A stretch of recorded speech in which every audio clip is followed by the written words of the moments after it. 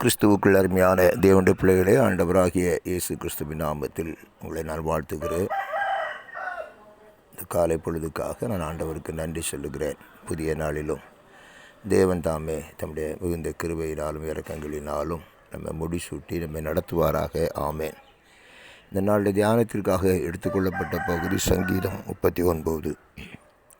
39வது சங்கீதம். அதில் 3வது வசனத்தை நான் வாசிக்கிறேன்.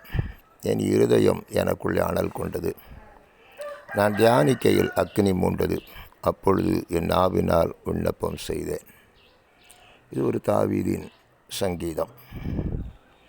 அவருடைய இருதயம் வாஞ்சையினால் நிரம்பி இருந்தது அப்படின்னு சொல்லி பார்க்கிறோம். தேவ சமூகத்தில் தங்கி இருப்பதை வாஞ்சித்தார், தேவனோடு இருப்பதையே வாஞ்சித்தார், தேவனோடு நேரத்தை செலவிடுவதை வாஞ்சித்தார். அந்த இருதயம் எப்பவுமே அவரை தேடிக்கொண்டே இருந்தது.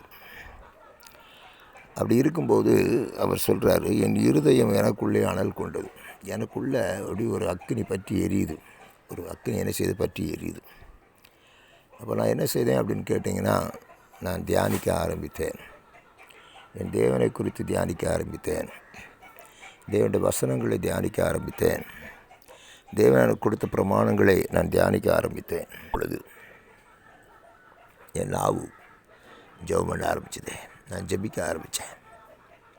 என் நாவு கர்த்தரை நோக்கி விண்ணப்பம் பண்ண ஆரம்பித்தது என்று அவருடைய அனுபவத்தை சொல்லுகிறார். சங்கீதக்காரனுடைய ஒரு உன்னதமான அனுபவத்தை நீங்களும் நானும் பார்க்க முடிகிறது. இரவும் பகலும் அவர் தியானமாக இருந்தார் என்பதை நீங்கள் பார்க்க முடியும். 119வது சங்கீதம் 97வது வசனத்தை உங்களுக்காக நான் வாசிக்கிறேன். உமது வேதத்தில் நான் எவ்வளவு பிரியமாக இருக்கிறேன், நாள் முழுவதும் என் தியானம். வேதத்தில் எவ்வளவு பிரியமாக இருக்கிறேன், நாள் முழுவதும் அது என் தியானம். ஒரு ராஜா யூத தேசத்தை ஆட்சி செய்து, இஸ்ரேல் தேசத்தை ஆட்சி செய்த ஒரு ராஜா. அவர் சொல்கிறார், உடைய வேத வசனமே என்னுடைய தியானமாக இருக்கிறது. அது எவ்வளவு நாள் முழுவதும் அது என்னுடைய தியானமாக இருக்கிறது என்று சொல்லுகிறார். அன்பானவர்களே, சங்கீதம் 1 அதை தான் ஆரம்பிக்கிறார். இரவும் பகலும் அவருடைய வேதத்தில் தியானமாக இருக்கிற மனுஷன் பாக்கியவான். இரவும் பகலும் அவருடைய வேதத்தில் தியானமாக இருக்கிற மனுஷன் பாக்கியவான் என்று சொல்லுகிறார். அவன் நீர்க்கால் ஓரமாக நடப்பட்டு தன் காலத்தில் தன் கனியை தந்து இலையுதிராது இருக்கிற மரத்தை போல் இருப்பான், அவன் செய்வதெல்லாம் வாய்க்கும் அப்படின்னு சொல்கிறத நம்ம பார்க்குறோம். அன்பானவர்களே, தாவீதுடைய வாழ்க்கையில் அவருடைய வாழ்க்கையானது மிகவும் ஒரு ஆசீர்வதிக்கப்பட்ட வாழ்க்கையாக, எத்தனை போராட்டங்கள் இருந்தாலும் பிரச்சனைகள் இருந்தாலும் ஒரு ஜெயமுள்ள வாழ்க்கையாக இருந்ததற்கு காரணம் அவருடைய வேத தியானம். வேத வசனத்தில் அவன் வைத்திருந்த ஒரு பற்று, ஒரு பாசம், ஒரு பற்றுதல். நான் எவ்வளவு பிரியமாக இருக்கிறேன்னு சொல்கிறார். வேதத்தில் எவ்வளவு பிரியமாக இருக்கிறேன்.